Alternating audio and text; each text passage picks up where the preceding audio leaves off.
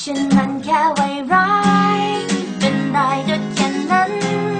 จะสู้จะรักแค่ไหนก็คงต้องแพ้ต้องเจ็บใจไปทุกครั้งยอมเป็นไวร้ายแค่เพียงได้มองหน้าเธอสุดท้ายฉันก็ต้องตายก็มันเป็นแค่นิยายจบแล้วสำหรับไวร้ายคุณน่ะนางเอกผมน่ะตัวร้ายตอนจบคุณก็รู้ผมก็ต้องตายกลับตัวกลับใจมันก็คงไม่ทันถ้าผมเป็นคนดีหนังเรื่องนี้ก็คงไม่มันเด้เอาเด้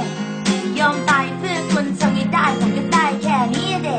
นี่เด้สไปเดอร์แมนกับแมรี่เจนก็ต้องอยู่ด้วยกันนะเด้เธอมีโลกของเธอฉันมีโลกของฉันคงจะไม่มีวันที่เราจะได้รักกันนิยายขายดีก็ต้องมีไวร้ายและฉันก็รู้ดีฉันมันแค่ไวร้ายเป็นได้ก็แค่นั้นจะสู้จะรักแค่ไหนก็คงต้องแพ้ต้องเจ็บใจไปทุกครั้งยอมเป็นไวร้ายแค่เพียงได้มองหน้าเธอสุดท้ายฉันก็ต้องตาย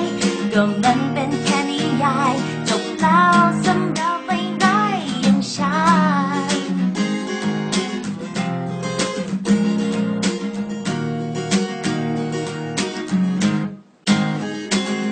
ผมคือ Dark Vader คุณคือ Skywalker ผมคือ Stormtrooper คุณคือ Rebellion เส้นทางของเราไม่มีวันมาประจบกันมันก็สายน้ำที่ไม่มีวันย้อนกลับมาหากันอีกโอเคตัวร้ายกับนางเอก baby ผมเลวแหละผมก็เกเร anyway we in the world girl เธอมีโลกของเธอฉันมีโลกของฉันคงจะไม่มีวันที่เราจะได้รักกันนิยายขายดีก็ต้องมีไวร้ายและฉันก็รู้ดีฉันมันแค่ไวร้ายเป็นได้ก็แค่นั้นจะสู้จะรักแค่ไหนก็คงต้องแพ้ต้องเจ็บใจไปทุกครั้งยอมเป็นไวร้ายแค่เพียงได้มองหน้าเธอสุดท้ายฉันก็ต้องตายก็มัน